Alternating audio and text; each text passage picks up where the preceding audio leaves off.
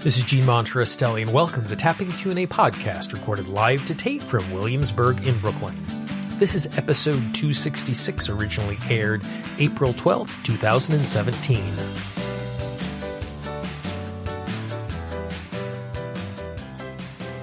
Hi, everyone. I hope this finds you well wherever you are and whatever time of day you're getting a chance to listen to this. Thanks for spending a little time with me today. Today's conversation is about the scientific research behind tapping and EFT and what we can learn from that. Before we jump into our interview, just a quick reminder, you can download your free 10-part guide on how you can use EFT to eliminate self-sabotage. There's audios, there's videos, there's tapping scripts, there's instructional articles. Every few days, we send you another part so you're not overwhelmed with content, simple things that you can start to implement. So once you get through the 10 steps, you will be taking action much more effortlessly without limiting beliefs and without self-sabotage.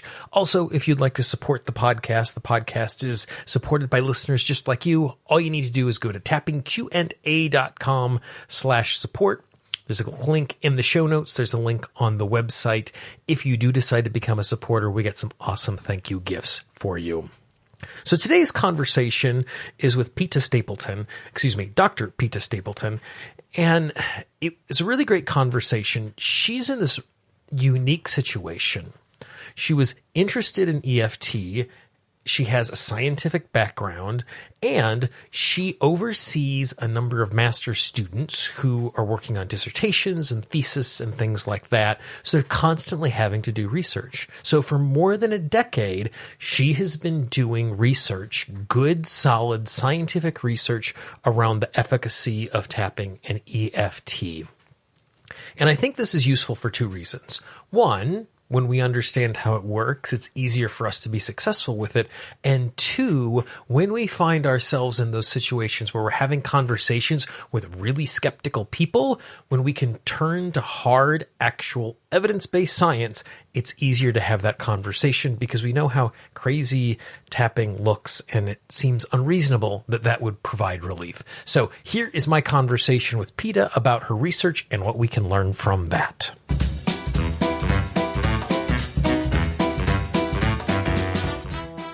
How did you originally come in contact with EFT? Good question. I was probably quite desperate. I was working in the area of eating disorders, so your traditional anorexia, bulimia nervosa, and was a clinician, so a psychologist. And I guess and research still shows that the very conservative evidence-based treatments in those areas don't help everybody. So a lot of my clients weren't responding at all. They weren't improving. And so you start to feel ineffective as the clinician. So it was out of desperation that I started to ask around colleagues. And I had a colleague who was more in the counselling field than traditional psychology. And he spent a lot of time looking around the internet. This is about 18 years ago. And he said, look, I've come across this technique. It's a little bit strange, bit weird, but I think it works. And I'm like, oh, okay, it doesn't sound good. And he said, no, give it a chance, but here's how I think it works. And lo and behold, it was EFT or tapping. So he was, I guess, the person that passed the baton and ultimately went off, did a little workshop that was here locally by a couple of psychologists, had an improvement myself and started to use it clinically. So that was about 18 years ago.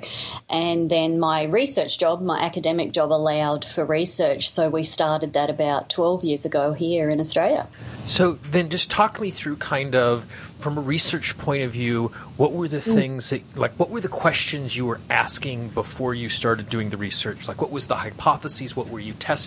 What did that process look like? So I had to do research as part of my job, Gene. So, it was quite open. I was allowed to do anything. And I sort of sat back and thought, well, research is one of those things that can be quite lonely. And if you're going to research something, you'd want to be really interested in what you were doing. Otherwise, it can get terribly boring.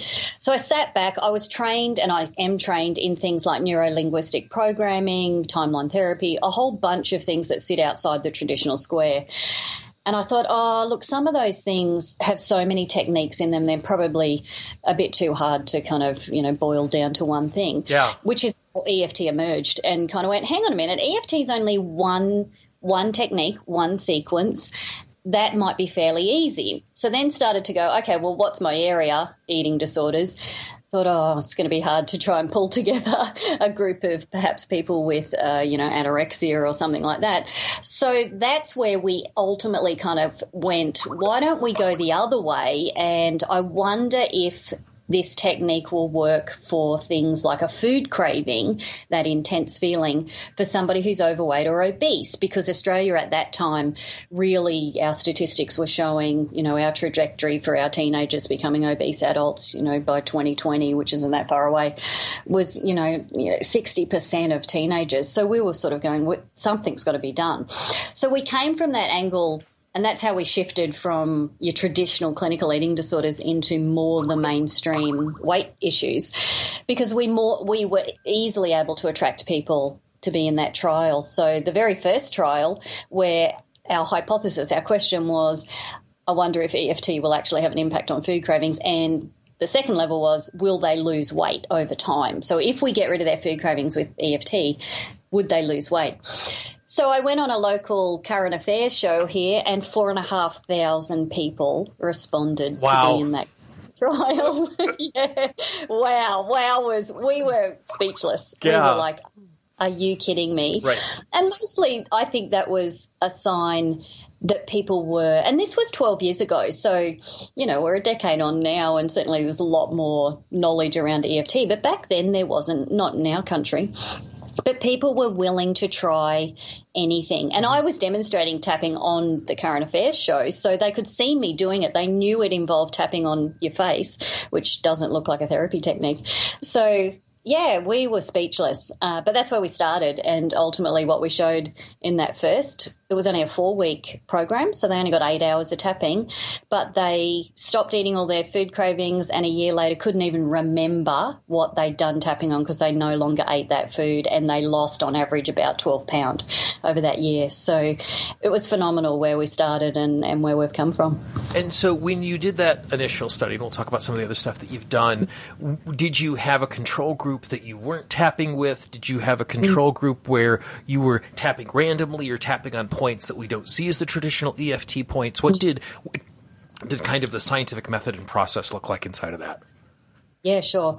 So that original trial had a wait list. So it was a control wait list where a group that was matched sat and did nothing for the duration of the treatment time. And traditionally you do that to see, does time have any effect on the exact same group with the food cravings? And of course it doesn't. So if you just sit there and wait, a month or 2 months, nothing happens to your food cravings. Ethically, what we then did was offer that group the treatment. So we did have them all go through it as well. So that was the first step. What we've done since then is we've actually compared EFT. We doubled the length of the program to 8 weeks, just to capture a few people that perhaps took a little bit longer to respond. And funnily enough, typically that was males. So men typically took about 6 weeks to respond with their food cravings. So an 8-week program really captured them. And we compared it to cognitive behavioural therapy. Okay. So as well as a control group that got nothing. So yeah, we've just finished that. That has literally just been published only about 6 months ago, where what we showed was CBT does get effects with food cravings, but EFT was superior with anxiety and the food craving over the 12-month period. So at 12 months later, the EFT group was still no longer eating their food cravings and their anxiety was significantly reduced, whereas the CBT group, their food cravings had returned, as had their anxiety levels. So, yeah, so that was really good because it showed for the first time, and we called that, like a non-inferior trial. So we're proving that EFT is not inferior to a gold standard treatment that's out there. So that study showed that, which was good. It was landmark. That's great. And when you did the stuff for the food craving, there's so much art of delivery when it comes to the ways that we can do EFT. I'm sure you had a pretty rigorous way that you were applying the protocol just so that it was testable. How much time did you spend with the person, and what was kind of the actual application of EFT that you did initially over 4 weeks and then over the 8 weeks? Yeah, great. So you're right. The manual that had to be adhered to was extremely rigorous. It's the only way someone can duplicate it if they want to down the tracks. So our facilitators had to sign fidelity reports every single session to say they, adhered to the manual, that kind of thing. It was group delivery of EFT. So we had groups of 10 to 12 adults that were all together. And I guess the benefit, it's cost effective from a research point of view. Of course. Benefit with EFT compared to lots of other traditional therapy techniques is the borrowed benefits element. So we did a lot of somebody would volunteer, and it was exposure therapy. So everybody did bring their foods into the therapy group, and they had them every session. We had a running joke because a lot of people would eat their food like the Last Supper on the drive in to the therapy group. So we had to have a lot of spare food. Because they were a bit worried they were never going to eat it again, which, of course, they didn't, but they didn't care about it. Right. So a lot of borrowed benefits where somebody would volunteer to be worked on one-on-one in front of the group, but everyone else tapped along at the same time. Right. And then they checked in with what their craving level was and progressively worked through. So they had the opportunity to work through lots of different food. We had 5 food categories roughly. I'm sure our listeners can imagine what the number one food was that most people tapped on, and that was chocolate. Of course. So chocolate, sweet foods, carbohydrates, savoury things. So they work through them one by one. So that way of running research in EFT was really useful, and we've continued with that style. And so did you do any sort of other looking at other factors when you're looking at the long-term weight loss, about them picking up habits of working out or any of those other things to make sure that it really was the effect of losing the craving of this food? Like, how did you approach that possible question? Yeah, and you're right, because there's so many confounding things that could affect somebody's food craving or weight loss over time.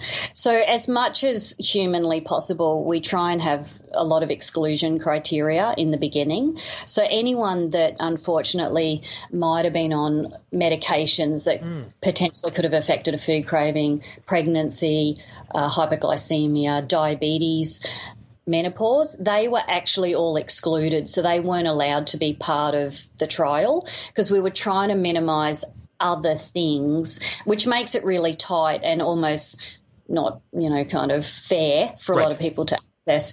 But out of the trials, we've been able to obviously let a lot more people access the program. But you're right, you're trying to see they weren't allowed to be engaging in any other diet or weight loss program for our trial. Yep. And exercise programs might have been part of that.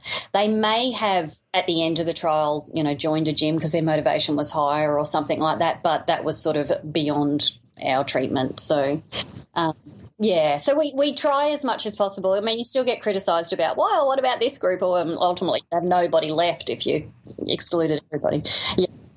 Yeah. And I'm just asking these questions just because I know of all of the skeptical questions that get asked of me when we're dealing with good scientific research, to make sure that it really is evidence-based and just so that folks get a sense of where that's coming from. So you said that was the first time you guys started doing the research, you encountered it over a decade ago. What other research have you been doing since then? Has it just been exclusively cravings, or have you been looking at other stuff? No, we've done a few other ones. I'm probably in a unique position because I teach a master's. I'm the program director of a master's of clinical psychology. Our students have to do their thesis, their research. So a lot of them do get interested in EFT and have enough time in their 2-year degree to run an intervention. So out of that, we have actually run EFT for major depression. So we actually compared a group that got, and so we diagnosed these adults with major depressive disorder. And so they were either randomly allocated to EFT or cognitive behavioural therapy, and we had a 6-month follow-up on them. And the EFT group, 6 months later, the majority of them still didn't meet diagnosis, whereas some of the CBT people met diagnosis again. So some of that, they've all been published, so our listeners can get access to those. And when you say met diagnosis, meaning that, what do you mean, like in English? Sorry. Yeah. Yeah, so we diagnose according to kind of a Bible, if you like, called the Diagnostic and Statistical Manual of Psychiatric Disorders. So for somebody to sort of say, I have major depressive disorder, they have to meet the criteria that's in the DSM-5, yeah. So we actually we did the interviews to actually make sure they met that diagnosis in the beginning, and perhaps they often had secondary diagnosis like maybe generalised anxiety disorder or OCD, that kind of thing as well. So so that was a really unique trial. It was a really hard trial to run, group therapy again, just with depression, and it was a little bit different in that every single day in between their weekly sessions, we had SMS contact with them to keep them engaged just because of the nature of depression. But that did work well as well. We've done cigarette smoking. So you think about the similarities to a food craving with cigarettes. That has worked really well. So we've published that trial. And we've gone into schools most recently. So out of our publications that were coming out, we had local schools contact us to say, or to ask, does wood tapping work for test anxiety in students? And of course the answer is yes. So they said, can you come, and we've got high achieving students who weren't coping well. And we went in there and we ended up with 3 schools, over 200 students. That's actually being published right now. And we taught them how to use tapping for test anxiety, fear of failure, perfectionism, apathy, procrastination.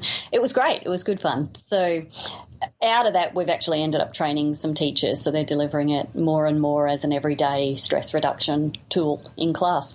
So we've had some great opportunities that we've been playing around with for the last 10 years here. That's awesome. So the other thing that I wanted to ask you about was what you mentioned in the email that you sent me in the last day about the new fMRI stuff that you guys are getting a chance to do. So what is that, and what are you hoping to figure out?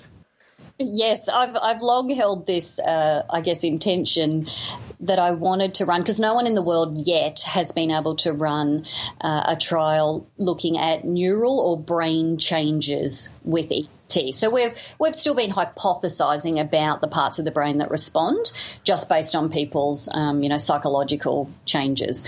So I sort of, about 8 months ago, started to ask around, because getting access to one of these machines are over $1 million. Right. So you really need to have the right kind of, people in place. Anyway, lo and behold, there was a local hospital that got wind that I was looking for one, and they had some pain patients who we taught EFT in a local pain program, and these pain patients were singing the praises of EFT, and one of them knew that I wanted to do this study, so they granted me access. So fMRI, for our listeners, stands for Functional Magnetic Resonance Imaging. So if you Google that, you'll see a picture of a machine that you typically go in with your head first. They're not as claustrophobic as what they used to be back in the day, so they're actually... There's about a 70-centimetre gap between you and... They're just a bit noisy. Right. So you do wear earplugs and headphones when you're in there. So what we ultimately, and we started this yesterday, so I'm pretty excited because I've seen it live in action, is we have a pilot group of around 20 people that we're just doing this on at the moment. So they're all overweight or obese, and when they go into the machine, we scan them before any EFT intervention.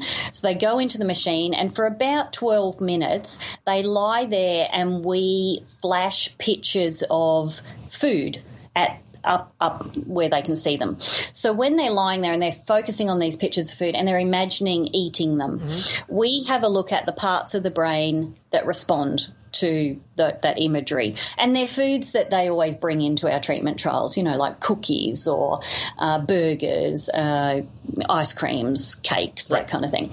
So there's this sequence of 6 photos that they look at over and over again for 12 minutes. So yesterday we were starting this, and it's always done best first thing in the morning when you're a bit hungry and you haven't eaten. And it is amazing to see the parts of the brain that light up. We tested somebody after lunch who had eaten lunch, wasn't hungry, and the brain still lights up. And the parts of the brain that are responding are the ones associated with emotion. So now we know what's the part of the brain. what's going to happen starting next week is we're putting those 20 people through a 4-week or 8-hour EFT program for those foods. So they will tap on them all, get their desire levels down, all that kind of thing, and then they'll be scanned again in about 5 weeks' time. Gotcha. And we'll have a look to see, we'll be able to match their pre and post scans. So, yeah, so it is really, this is one area only in the food area. Obviously, it might be different. We do want to do a pain one, because pain is a big thing here in Australia, and our pain program allows EFT to be taught. So we are going to hopefully in the future work with a group of pain patients too. So it's very exciting, because watching it live in action is phenomenal, just to see someone lying in there looking at these images and the brain's just firing. It really does show why people who go on a diet and maybe exercise and lose weight but don't have anything that changes the craving level, right, that if the presence of food is just in front of them, the brain just starts firing until they eat it. It really gave a lot of evidence yesterday to that. So it's very exciting. Watch this space. We'll release the results in about 2 months' time. Thank you for your time today, and I can't wait for us to follow up on this as you get more research and information. My pleasure, Jean. It's been a pleasure. Thank you.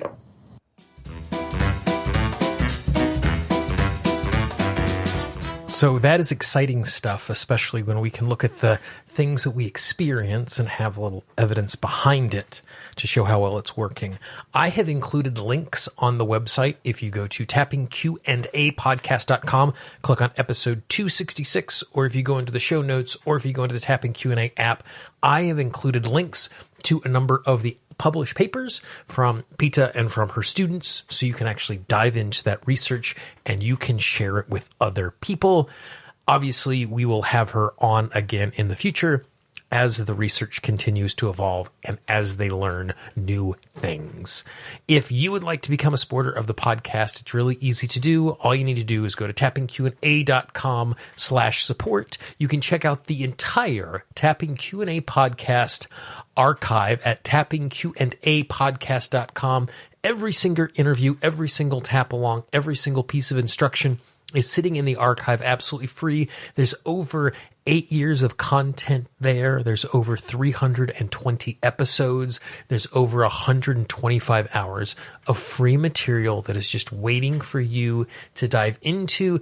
If there is a topic, if there is a subject that you would like information on how you can tap for, if you go in there, you will probably find it. If for some reason you go there and you do not find what you're looking for, if there is a topic, if there is someone you'd like me to talk to, please let me know. You can always drop me a link directly, an email directly at Gene, Gene, at tappingqanda.com. If you're listening on the website, you can go up and click on the contact link, or if you happen to have downloaded the Tapping Q&A app, if you click on the contact button, it gives you the opportunity to send me an email or even shoot me a voicemail from right inside of the app. If you have any questions, any comments, please let me know. Finally, if you know someone in your life, particularly with an issue like this, where they could use the research, please pass the podcast along to other folks who tap, to other practitioners. Don't spam your inbox. Don't send it to everybody in the world. But if there's someone you know who would like to use this information, please be our ambassador and pass it along. For the Tapping Q&A podcast, this is Gene Monterastelli. I hope you have a great day, and I will talk to you real soon. Bye-bye. The Tapping Q&A podcast is copyrighted Gene Monterastelli, Tapping Q&A 2016. All views expressed by guests are those of the guests and not necessarily of Gene Monterastelli or Tapping Q&A.